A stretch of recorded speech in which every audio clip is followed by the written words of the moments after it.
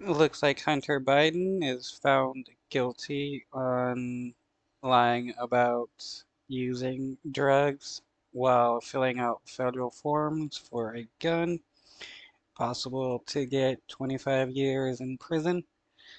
I wonder who else is going to be next since now anybody connected to government officials are on the chopping block to be charged and convicted for their crimes.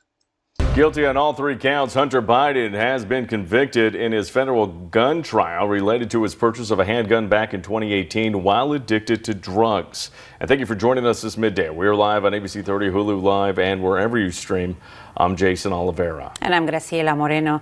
The son of a sitting president has never before faced a criminal trial. ABC's Rena Roy explains what comes next as Hunter Biden waits to learn his punishment, which could include prison time. Hunter Biden found guilty of all charges in the felony gun case against him in Delaware, walking out of the courtroom in Wilmington just moments after hearing the verdict, hand in hand with his wife and the First Lady, Dr. Jill Biden. Hunter Biden releasing a written statement saying, "I am more grateful today for the love and support I experienced last week from Melissa, my family, my friends, and my community than I am disappointed by the outcome. Recovery is possible by the grace of God, and I'm blessed to experience that gift one day at a time." The jury of 6 men and 6 women coming to the decision guilty on all 3 charges after just over 3 hours of deliberations over 2 days. Prosecutors say he knew he was using drugs and knew he was addicted to drugs, but checked no on this federal background check form while buying a revolver in October of 2018. The form asking whether he was an unlawful user of or addicted to drugs. But Hunter's defense... Wait, let me check that out. Okay. Are you an unlawful user addicted to cannabis, depression, narcotics, or any other controlled substances? So even as a state state use of cannabis is illegal under the federal law. That's quite interesting. Though I wonder how many people they actually get for using depressants or stimulants while purchasing a firearm. And I'm curious as to why alcohol isn't under this.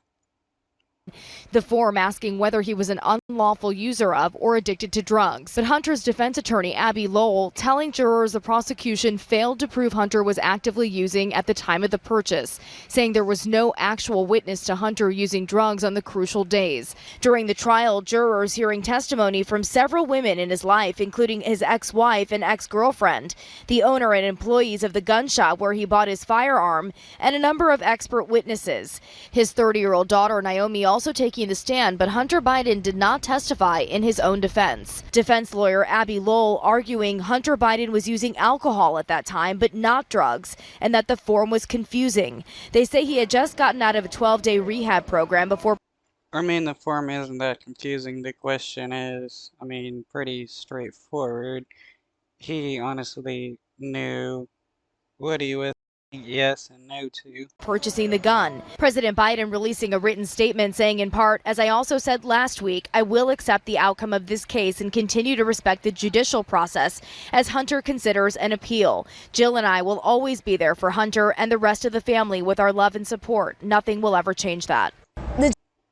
I think it's funny how Biden has love and support for his son addicted to crack, yet doesn't have that for other drug users. I mean, he was one of the architects for the 1994 crime bill and has done very little to compensate these people for their suffering under the law. A lot of people died or were put in prison just for like using a little bit of cannabis and stuff. The judge says the sentencing date will be scheduled in the next 120 days. He could face up to 25 years in prison, but legal experts